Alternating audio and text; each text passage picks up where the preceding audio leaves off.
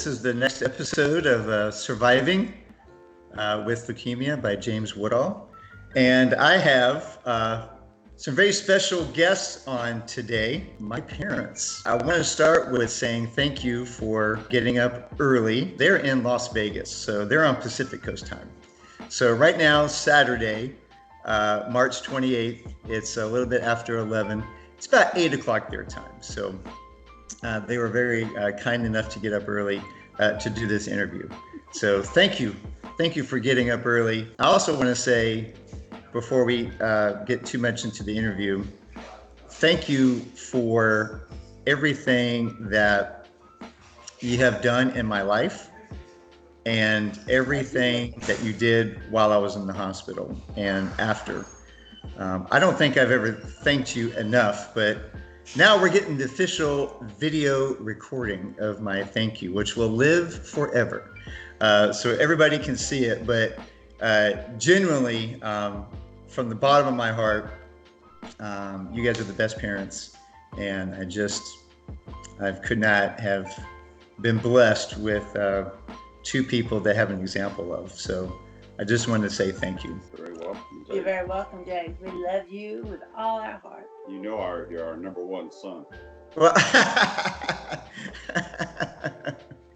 well, I appreciate that since I'm your only son. So absolutely. Why don't you guys introduce yourselves to the audience and just tell us a little bit about you guys. I'm Corlin Woodall, and I'm James's mom. I had a birthday yesterday. James gave me the most wonderful massager for my back. It's amazing. I'm a former school teacher and Clark County School District Administrator here in Las Vegas. Taught high school, 11th and 12th grade, taught aerobics class. James used to teach my aerobics class for me. I think that's where he got his love of physical fitness. But anyway. I remember those days, yes. Yes. So, and now I try to keep as active as I can. And James is my personal coach. I'm Woody. I'm always introduced as Corlin's husband. Retired Air Force, 27 years, fighter pilot, retired captain of Southwest Airlines. I've had a wonderful life, and you are the pride of our lives, James. Well, thank you. And just thank God for you every single day and how he's brought you through this, James. Every day. Thank you. Absolutely. So I want to add a little bit so Mom, you mentioned the aerobics, and I do remember helping you teach the aerobic classes. And that's actually a story that I tell my clients because when I train, even with my online training, I'm still jumping around and saying, go for it, you got this. I still do all that. And people are like, where do you get all this energy from? And how do you know how to do this? And I go, well, back in the 80s, I used to help my mom teach aerobics. And Dad, you mentioned being a fighter pilot. I want to explain a little bit to the audience that you were the commander of Red Flag at Nellis Air Force Base. And for those of you that don't know what Red Flag is, or being the commander is, if you've ever seen the movie Top Gun, there's a character in the movie by the name of Viper. And he was kind of the guy that was teaching the other fighter pilots how to dogfight in the air. Well, my dad, towards the end of his career, that's what he did. He was the head guy teaching all the guys how to fight with a desert background and dogfight in the air. And I just felt like people should know that both of you have had and still are, you guys just have a very interesting life. And I think that's where I get some of my traits as far as coaching and leading.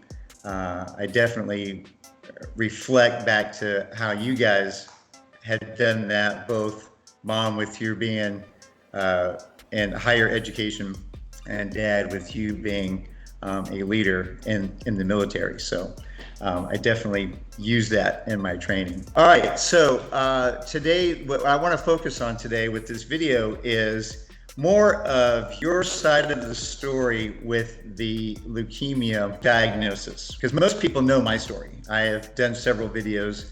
Most people know my perseverance, but they don't know a lot of the people behind that. And so the previous video that I did was with Carly, who was the exercise physiologist and on my bone marrow transplant team as far as the exercise part.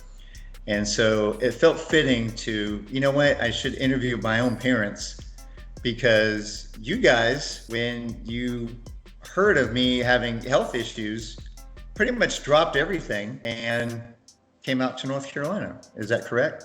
That's correct. We basically shut down our lives out here. We closed up the house, and once we got you stabilized in the hospital, we stayed out there until you were as recovered as you could be after the bone marrow transplant. Yeah. So in December of 2013, I was officially diagnosed with ALL, with Philadelphia chromosome. You guys want to explain what that means? Because I was a little bit out of it during those days and times because of the amount of medication I was on, and basically the drugs were, back in December that time, were basically doing their best to keep me alive so that I could get a bone marrow transplant. Why don't you explain a little bit about what ALL is and the Philadelphia chromosome? You had ALL, and we didn't know what that was, so I got on the computer and I did all the research to figure out what was going on. We didn't know about the Philadelphia chromosome, but we knew that there was a possibility that could be. The doctors didn't think so. Well, within a week, they said, yes, that is the possibility, and that is what's happening. And it's the most difficult cure rate that there is for ALL. We don't know in his condition that they will be able to help him at all.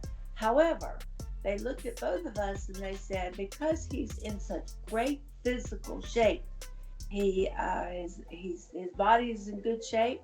He's a muscle man, kinda, and he's probably got a really good chance with this. However, there was this drug that only the people with Philadelphia chromosome problem. What it means is that the chromosomes don't match up the way they should. It's very rare that a person would be diagnosed with Philadelphia chromosome problem with ALL, but it does happen. And in your case, it did happen. It's also very rare for an adult to have this. This is a childhood disease. And here you were in your 40s, diagnosed, and the Philadelphia chromosome mismatch was discovered. So there was this drug that we had to obtain some way, somehow. At that time, because there's so few people that ever have ALL with the mismatched chromosome, Philadelphia chromosome, there's drug companies don't make these pills often. In fact, they don't make them at all. They have to special make them for patients like you. And so that was a very expensive proposition. And so we had to research. I got on the computer. I researched what drug company would have that, what drug company would make that. And I found out that there was a grant that I could write that would help us obtain that specific drug for you. Drug company did not want to do it because you were an adult. They said, probably it's not going to work. This is a childhood thing. And so we tried it, and sure enough, it did work.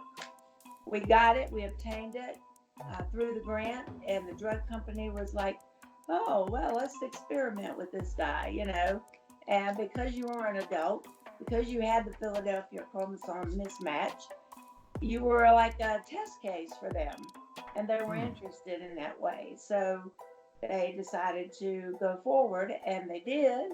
And look at you today. That's one of the stories that I'm interested in hearing, because I don't remember that. Well, you didn't know anything about that because you were not in a condition to know you weren't involved in that at all. You were just Right. Right. just amazing. Less than 3% of ALL cases fall in the age group where you were. So that was a bit of a shock to us and concern to the doctors. And also the drug company, less than 3% adult, and then even more difficult, less than probably 1% of those children with the Philadelphia chromosome. So you were just a real test case for them. So I've mentioned in previous videos about you guys coming out, and at the time I had 2 very young children, being a single dad. And everyone knows Trey and Lily. Tell everybody a little bit about you guys coming out to North Carolina and having to help now raise young children again, that you hadn't done in a while.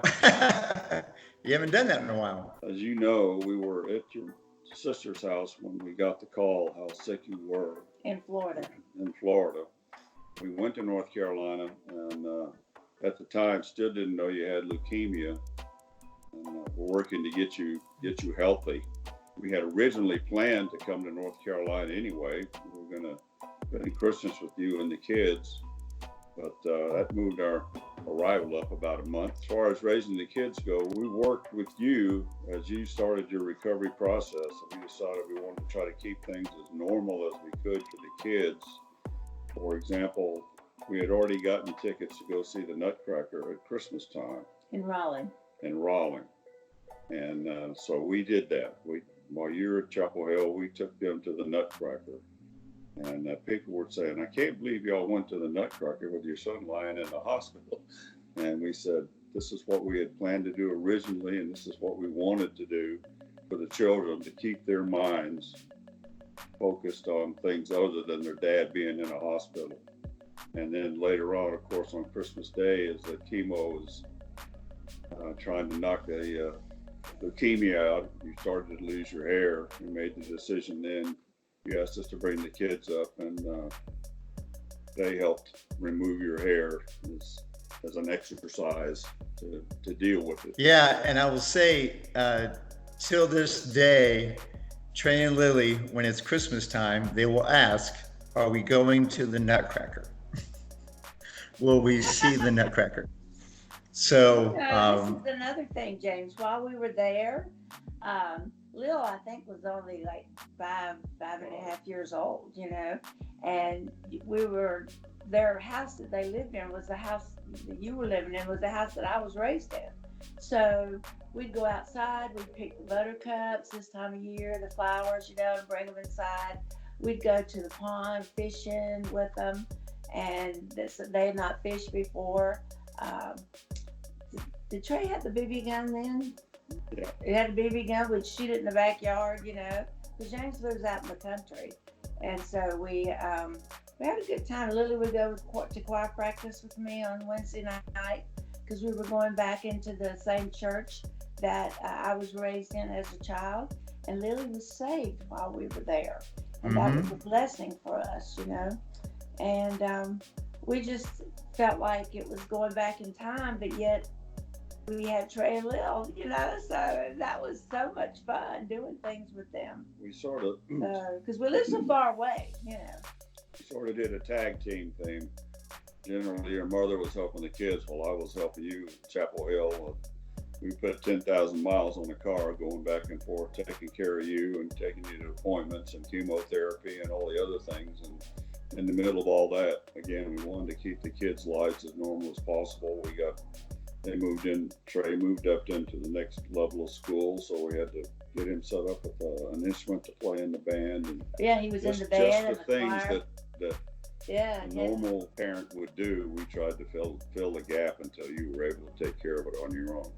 Yeah, he had not played in the band before, and so we thought, well, that's a good idea. What do you think, Trey? And he goes, yeah, I'll do it. So we got the trumpet, we played. He played in the trumpet in the little band there at elementary school, and so we just and it would snow, I mean, Las Vegas doesn't snow, but there it snowed. And James lives up on a hill, and we had all these windows, and we'd look out, and it'd be snowing like crazy. And Lily would say, let's play hand and foot. So we get the hand and foot cards out. And then we got out Mexican train. We went to Walmart and bought a Mexican train set, and we taught them how to play Mexican train. They like to do that. And then every time it would snow, we'd get out the cards in the Mexican train. And then Lily wanted to cook breakfast, taught her how to cook eggs and stuff. And so we had a good time doing the whole thing. So it meant something to us to be able to be there with them, at that age. Go ahead, Dad. I thought you were going to say something. One of the more humbling experiences I've had in my life was trying to help Lily with her math. They were doing the new math. It was beyond new to me. She asked me how I solve a problem, so I wrote it out. She said, Grandpa, I can't do it that way. I said, yes, you can. That's how you do it. And she said, no, Grandpa, you have to make hundreds and tens and ones. And I said, I'm done. Yep. I'm with you. I'm with you on that one. That new math. Yeah, I'm old school. Student today, Yes, she is. Yep, absolutely. Dad, let's talk about your experience with me in the hospital, because I was in and out of consciousness for a while there. And so you guys, Mom, I mean, just jump in, but just tell the audience kind of, as parents, what you felt, what you were dealing with, and, just what was happening in Chapel Hill. Well, when you were initially diagnosed, I had gone back home. I got a call from your mother that you had ALL, so I immediately flew back to North Carolina. And the first night you were in the hospital in Chapel Hill, she stayed with you.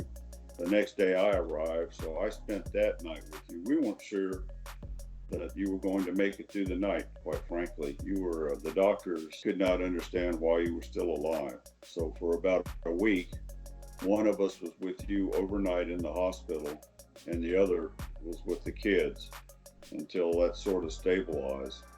And then as you improved is not a good word, as your situation got better, and we've already talked about the hair loss and things like that, we would be with you daily until we could bring you home.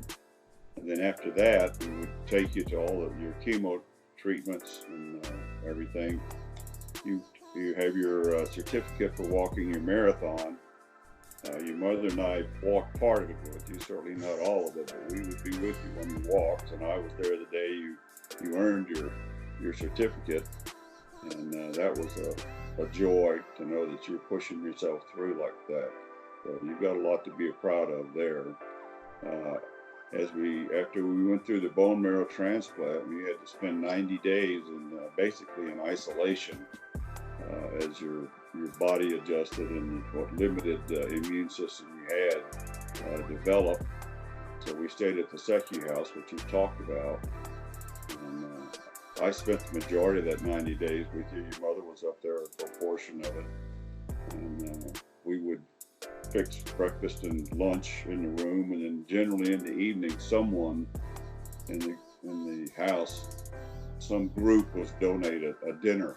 And so we would go down and get the food and bring it back to you. But we did all the laundry and washing, and you basically were in the room for about 45 days before the doctor said, well, it's okay for him to venture out, but not to contact with anybody or anything. So then we would put on your mask and gloves, and we'd go out and we'd go over to a mall.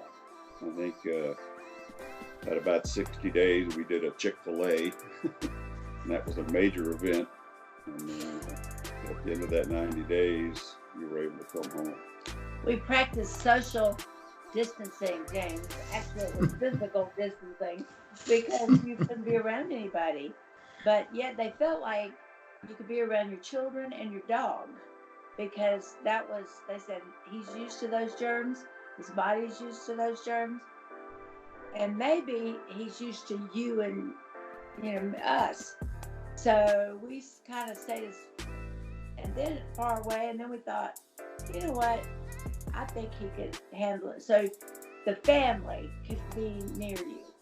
Trey and Lily could be near you, your dog. I thought it was interesting that a dog could be near you because they trusted, they said he's used to, his body's used to the germs.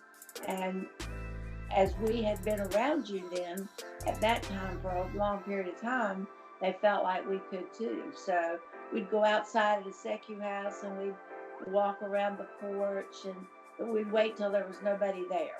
And then we'd walk outside in the parking lot and walk back, because that was your getting outside. You know, you hadn't been able to do that. And because you were so weak, I mean, you were strong, but your body was making a big transition after the bone marrow transplant from Jimmy.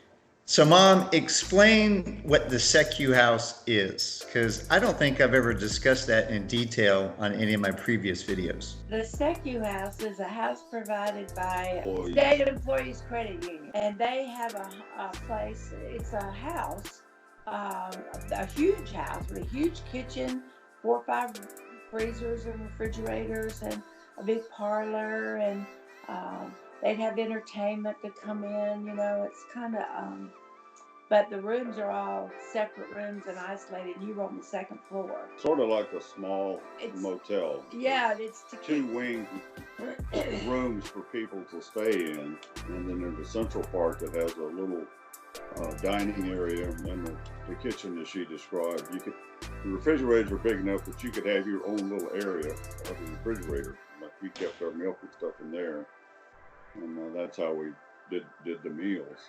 So the purpose of the Secu house was like transition. It's like transitioning the patient from the hospital sterile environment to now being in an environment where it's still under control, but you're allowed to interact with other people and be around family.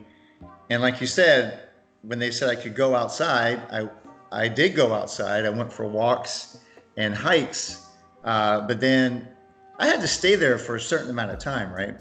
90 days. 90 days.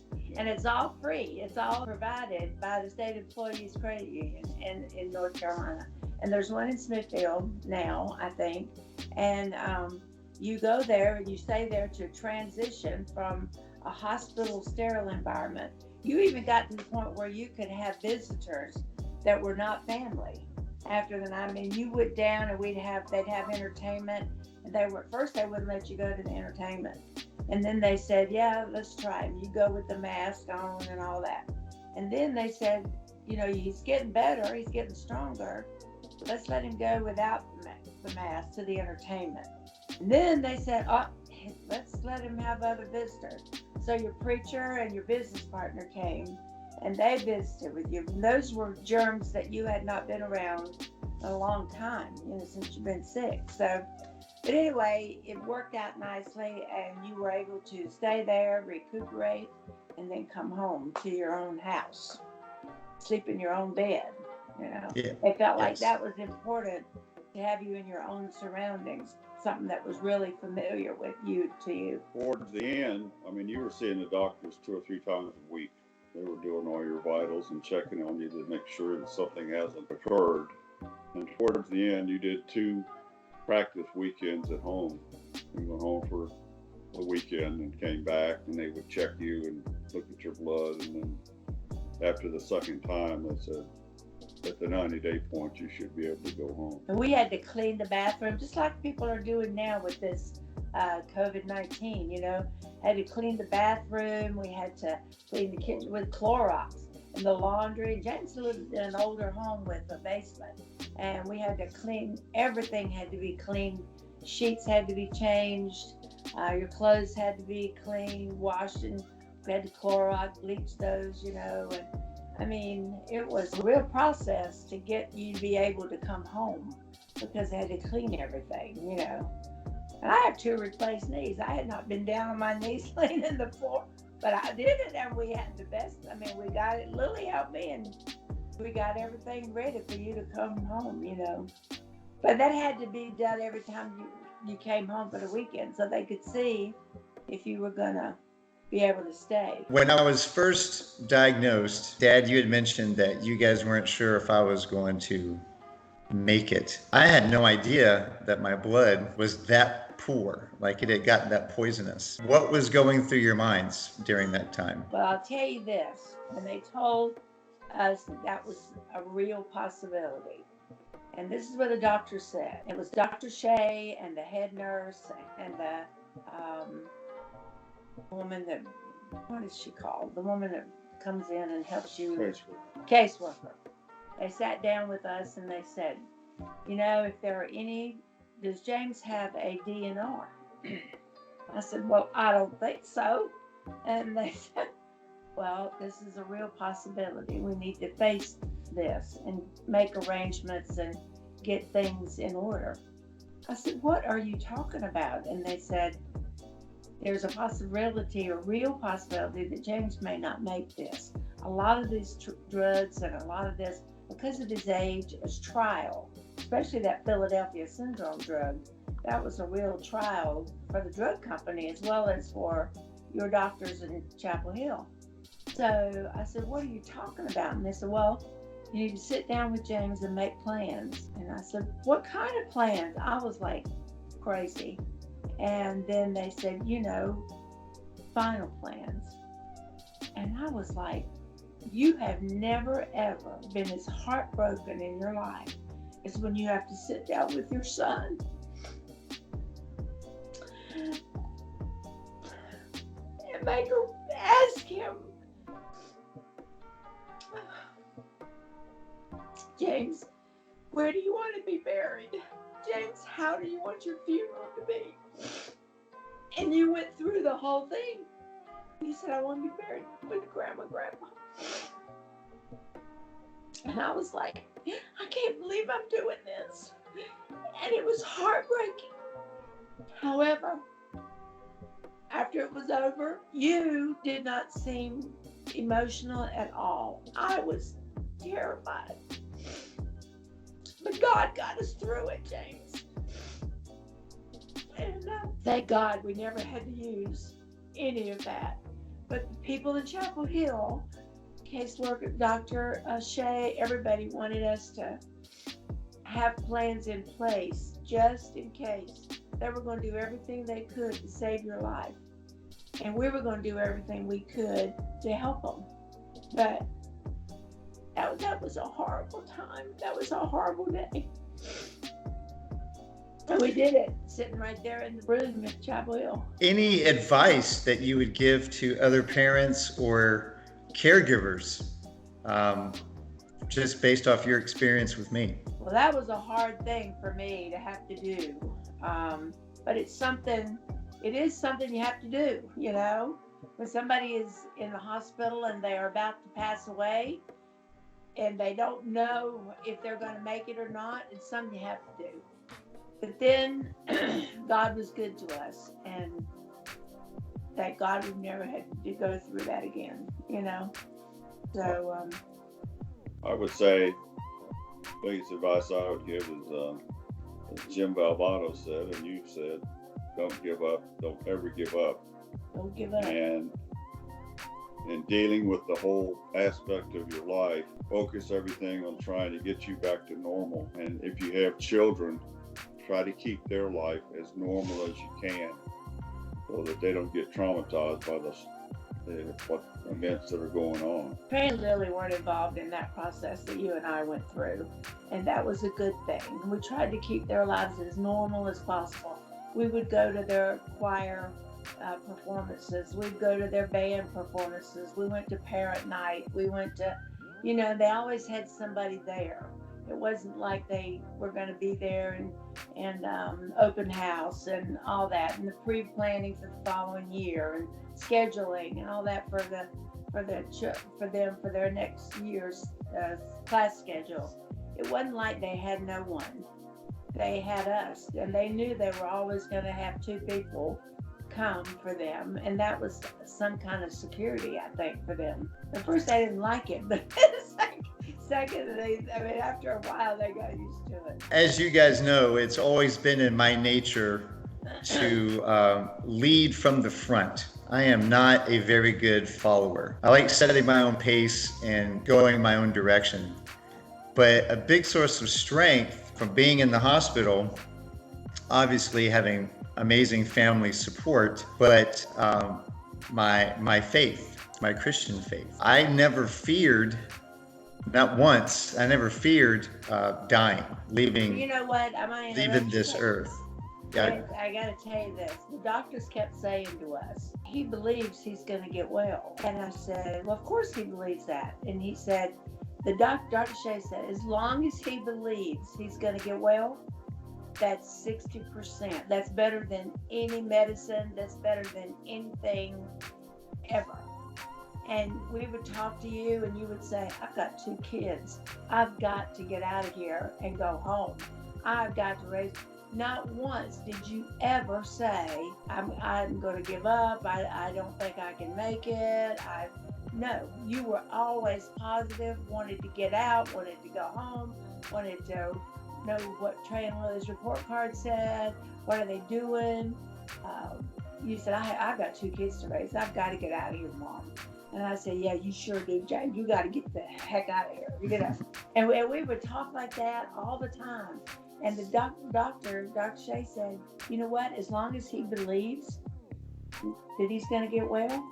And I said, he believes it because he's got a Lord and Savior Jesus Christ who's going to get him out of this if he can, you know? So I think you were an example to everybody around you there in the hospital. You were a real witness for them. Dad, you want to add anything to that, or? No, just the fear of your dying was not what was going to happen to you. We knew you would be in a better place. Saved, yeah. Fear was how we were going to handle, not fear, but the concern was taking care of your children if you did pass on. So our faith in what was going to happen to you was never shaken and never a concern. And it was not a fear that, oh no, it was a fear of, let's take care of the future. Right.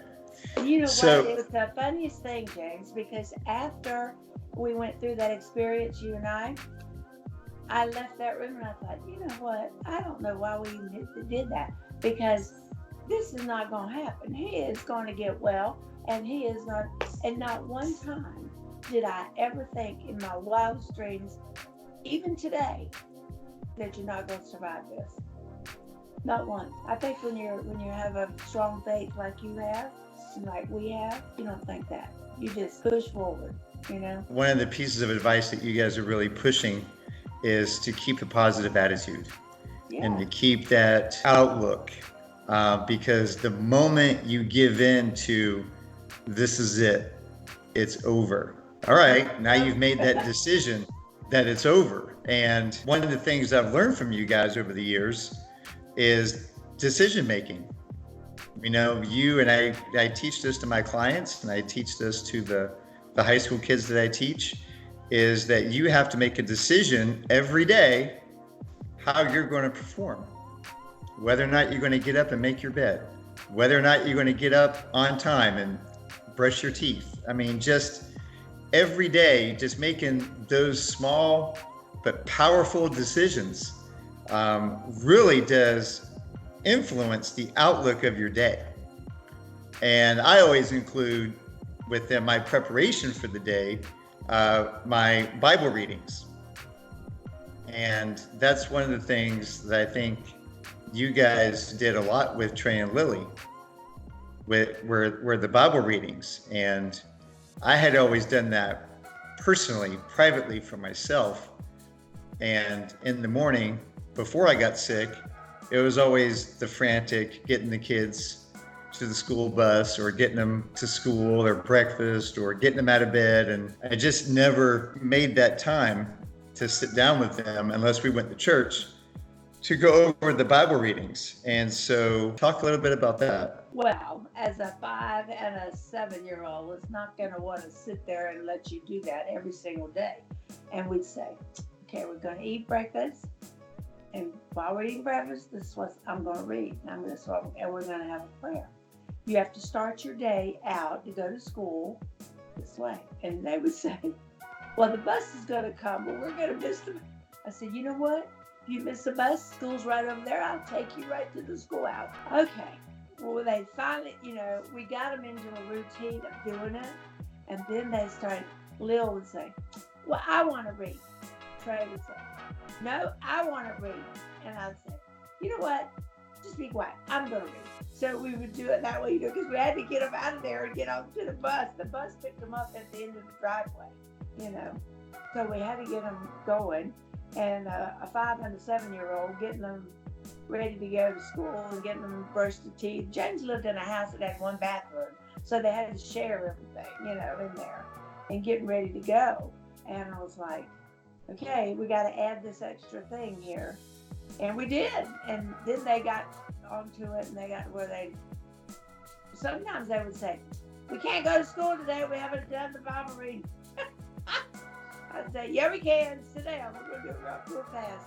Because it does, in the morning, you're trying to get children ready to go and meet the bus and all that.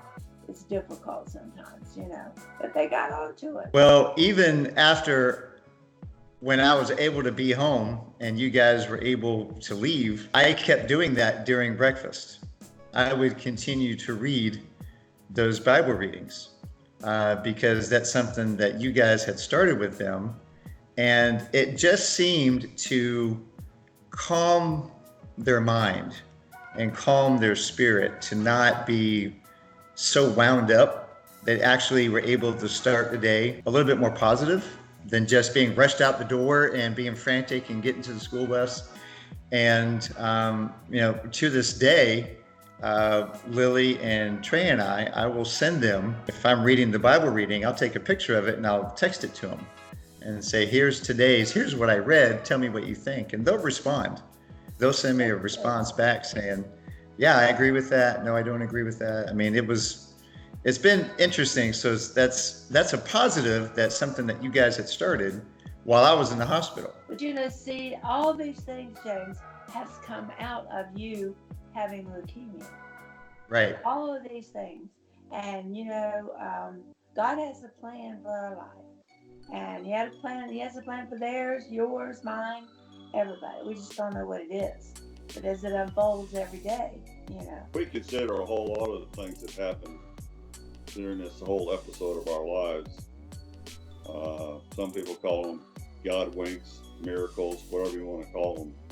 The fact that we got there and you were diagnosed with ALL and not being sent home with pneumonia was a miracle. You could easily been sent home from the hospital with some prescription drugs and never made it. The folks in Chapel Hill said you never would have made it. Our lives were in a position where we could just stop everything and go back there for a year and stay with you was a miracle. Your mother's cousin had a friend who was working overseas and had a car that we could use. We needed 2 cars, one to be with the kids in North at home, and another one to take you back and forth or to go visit you or do whatever. These folks just lent us a car. As I mentioned earlier, they spent 10,000 miles on it. And they didn't even know us. We never met them. So there are a number of little God winks or miracles along the way that lead up to the number one miracle of you recovering from this at all. I think one of the main miracles, and we think this, when we went to the emergency room at 4042, I have a good friend from the Air Force, and they used to live, James will remember this because he was 2 years old, and he and this boy would stand on the fence, and they'd go, mine, back and forth, Keith. And Keith's parents had been friends for us for 40 years, and Keith had a sister. And the mother told me just recently, before James got sick, that her son-in-law had become a physician's assistant. I said, are you kidding? She goes, he lives in Cary, but he works in Clayton. One is at 4042. I said, are you kidding me? She goes, no, this is before we were in Las Vegas and never even thought about going to North Carolina and having to deal with this with you. So the night that we walked into the 4042 emergency room, first thing I said, and I've never met this man, I said to the check-in person, I said, you know what, is there a physician's assistant here named Art? I didn't even know his last name. And she said, well, you know what? There is. I said, well, could I see him? He comes out and he doesn't know me from Adam. And I said, Art, I am your wife's parents' friend. And this is our son. And he's coming here for treatment. Art took over your treatment. He started taking care of you. He started doing tests on you, all kinds of stuff. And he diagnosed you right there on the spot with leukemia. Sent you to Smithfield. You spent one night in Johnson Memorial. And they said, we can't help him. He's too far gone. We're going to send him on to Chapel Hill. And do you know, if Art had not done that, we don't even know what the results might have been, you know. But what a miracle. I mean, I didn't know this man. He didn't know me. But he told me later, he said, you know what? He said, I only work there one night a month. And that happened to be the same night James came in. And I said, what a God wink that is. What a miracle, you know. So there's lots of miracles that went on along the way with you and your diagnosis. I think that's a good place to end, talking about the God winks and positive outlook. Anything else that you guys would like to add or tell the audience? I just think you just never think I'm not going to make it. You always think you're going to make it. That's part of the treatment, part of the belief system. What she said. We're very proud of you, James. We are proud of you, James. Well, I can't thank you guys enough for, waking up early and doing the interview. And I can't thank you enough for everything that you did while I was in the hospital. I am looking forward to however long I have left, and every day that I wake up, I know it's a blessing, and I decide to make the most of every day, because today is unique. It's different than yesterday. People tend to think with what's happening in the world, and they're in this lockdown, that their days can run together, and they're not. What happened yesterday will never happen again. What happens today will never happen again. So you need to make that decision, or we as a nation, as a world, to make that decision to make the most of your day. And I think just by being able to do this interview, this is one of the things that I can add to my list, that this has been one of the things that has made me better today than I was yesterday. Finding out this information from you guys, being able to talk to you, and stay connected like this. So thank you, and I love you guys. And Mom, enjoy your birthday present. Yeah, I will. I ain't let Dad use it once in a while. Yeah, well, I don't know about that. I get to charge it though. Yeah. All right. Well, I look forward to once everything has ended with, I call it the beer virus. When the beer virus is over, looking forward to heading out to Vegas and seeing you guys and hugging your neck and being able to get back to our lives. We do as well. We do Love too, you, James. We love you. All right. I love you guys, and I will talk to you later.